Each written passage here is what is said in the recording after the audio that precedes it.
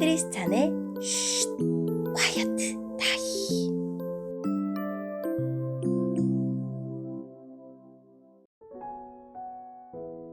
샬롬, 크리스찬 성도님들 반갑습니다. 오늘의 본문은 신명기 17장 14절부터 20절까지의 말씀입니다. 본문의 제목은 왕을 세우려거든입니다. 본문을 읽기 전에 어떤 내용인지 요약본을 먼저 읽어드릴게요. 이스라엘 왕은 다른 나라 왕과 달리 하나님의 택하심을 받았습니다. 자기 뜻이 아닌 하나님의 뜻대로 나라를 다스려야 했고 하나님과 백성을 섬기는 왕이어야 했습니다. 오늘의 본문 14절입니다. 여러분의 하나님 여호와께서 여러분에게 주시는 땅에 들어가 그 땅을 차지하고 살 때에 우리 주위의 다른 나라들처럼 우리도 왕을 세우자 라는 생각이 들면 반드시 여러분의 백성 가운데 하나님 여호와께서 선택하시는 사람을 왕으로 세우시오. 여러분 가운데 속하지 않은 외국인을 왕으로 세우면 안 되오. 왕은 너무 많은 말을 가지면 안 되고 말을 더 사려고 이집트 백성을 보내서도 안 되오.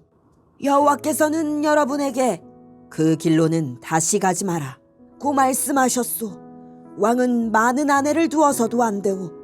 아내를 많이 두면 그의 마음이 하나님에게서 멀어질 것이오.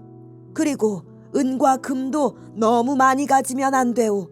왕의 자리에 오르는 사람은 제사장인 레위 사람 앞에 있는 이 율법을 두루마리에 베끼시오. 그것을 늘 곁에 두고 평생토록 날마다 읽으시오. 그래서 하나님 여호와를 두려워하기를 배우고 모든 율법과 명령을 부지런히 지켜야 하오. 왕은 스스로 교만해지지 말아야 하며 이 계명을 떠나 오른쪽으로나 왼쪽으로 치우치지 말아야 하오. 그렇게 하면 그와 그의 자손은 오랫동안 이 나라를 다스릴 수 있을 것이오. 아멘. 오늘의 본문을 통해 이해할 수 있는 부분은 무엇일까요? 가나안 정착 후에 이스라엘은 다른 나라처럼 왕을 원할 것입니다. 그들이 하나님 외에 다른 왕을 구한 것은 악한 일이었습니다. 하나님을 의지하기보다 사람의 통치를 받으려고 했기 때문입니다. 그들의 요구가 탐탁치 않으셨으나 하나님은 모든 요청을 들어주시면서 두 가지 자격을 요구하십니다. 첫째는 하나님이 선택하신 자를 왕으로 세워야 합니다. 사람은 외모나 언변에 집중하지만 하나님은 마음의 중심과 인격과 경건과 도덕성을 중요하게 보십니다. 둘째는 이스라엘 백성 중에서 세워야 합니다. 이스라엘의 왕은 하나님을 대리하여 백성을 다스려야 하므로 하나님을 경외하는 백성 중에서 세워져야 합니다. 또한 왕은 세 가지 사항을 주의해야 했습니다. 하나님 대신 군사력을, 즉 말을 의지하지 말아야 했고 육신의 정욕과 쾌락을 구하는 것을 절제해야 했습니다. 끝으로 왕은 부와 사치를 탐하지 말아야 했습니다.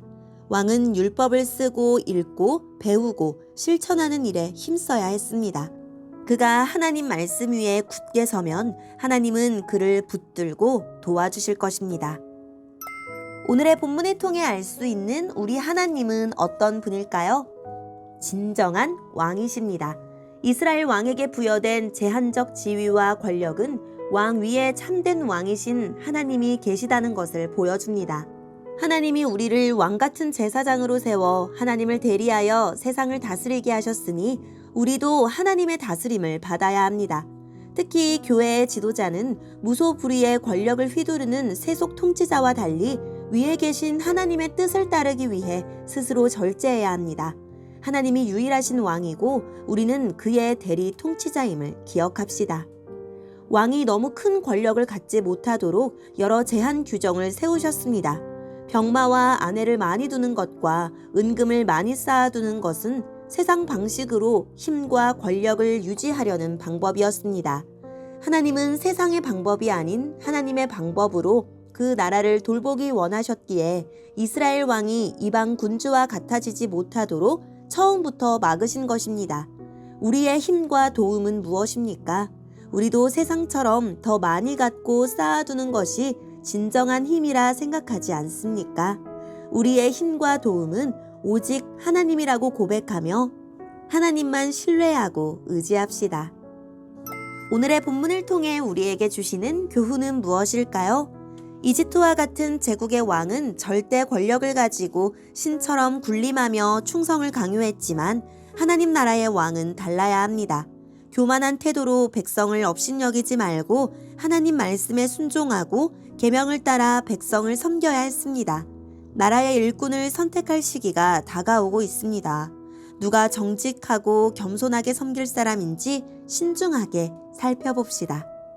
이스라엘 왕이 추구할 힘은 군사력, 외교력, 경제력이 아니라 하나님 말씀을 순종하는 데서 나오는 능력입니다. 그의 사명도 왕권을 강화하는 것이 아니라 백성이 복과 안식을 누리는 것입니다. 이처럼 신앙 공동체의 힘도 교인의 수나 재정에서 나는 것이 아니라 말씀을 전심으로 따르는 지도자와 성도의 삶에 있습니다. 오늘의 본문을 통해 각자에게 주시는 성령 하나님의 음성에 귀를 기울이며 살아계신 하나님, 나의 삶의 모든 영역에서 하나님을 왕으로 모시고 그 말씀에 순종하며 살게 해주세요 라고 기도하고 오늘도 말씀을 붙들고 승리하는 하루를 살아냅시다. 여기까지 크리스찬의 쉿 콰이어트 타임 이었습니다.